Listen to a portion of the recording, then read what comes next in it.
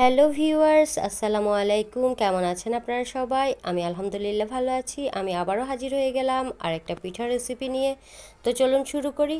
এখানে আমি দুটো ফ্রেশ তাল নিয়ে নিয়েছি। তালগুলোকে ধুয়ে পরিষ্কার করে নিয়েছি। এরপরে তাল থেকে আমি একটু ঘন পিউরি বা তালের রস করে নিয়েছি।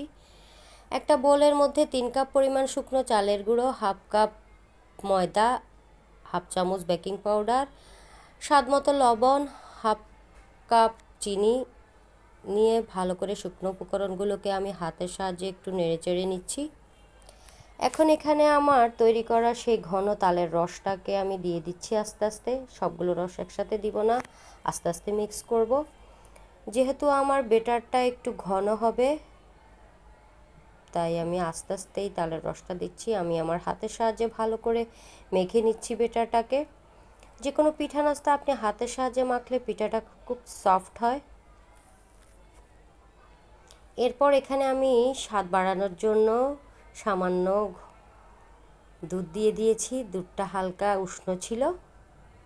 এবার আমি হাতের সাহায্যে আবারও মেখে নিচ্ছি।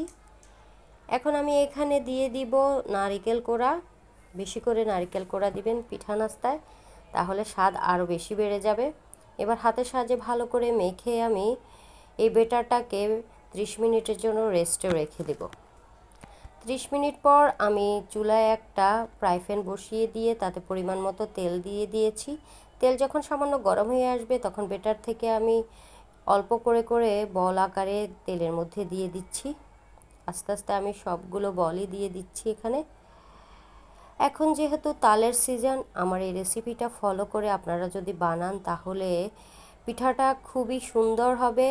উপরে হবে একটু ক্রিস্পি, ভিতরে খুবই সফট হবে, খেতে খুবই অসাধারণ লাগবে। তো আমার পিঠাগুলোকে আমি এখন একটু উল্টিয়ে পাল্টিয়ে দিব যাতে সবগুলো সাইড ভালো করে হয়।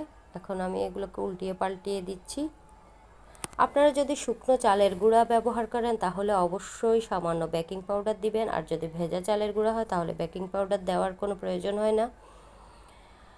আমি সবগুলো পিঠাকে উল্টিয়ে পাল্টিয়ে দিচ্ছি। দেখুন পিঠাগুলো সব ফুলে গিয়েছে, কতটা সুন্দর দেখাচ্ছে। আমি চুলার ফ্লেমটাকে এখন মিডিয়াম হিটে রেখেছি। আমি আরেকটু ভেজে নিব, তাহলে পিঠার উপরের সাইডটা একটু ক্রিস্পি হবে কিন্তু ভিতরে খুবই সফট থাকবে। একটু নেড়েচেড়ে দিচ্ছি যাতে সবগুলো পিঠ সমানভাবে হয়। আমার পিঠাটা প্রায় হয়ে এসেছে। এবার আমি একটা সার্ভিসিং বলে আস্তে আস্তে তুলে নিব। আমার রেসিপিগুলো যদি আপনাদের সবার ভালো লাগে অবশ্যই আমাকে সাপোর্ট করবেন, আমার পাশে থাকবেন। সবাই ভালো থাকবেন, ধন্যবাদ।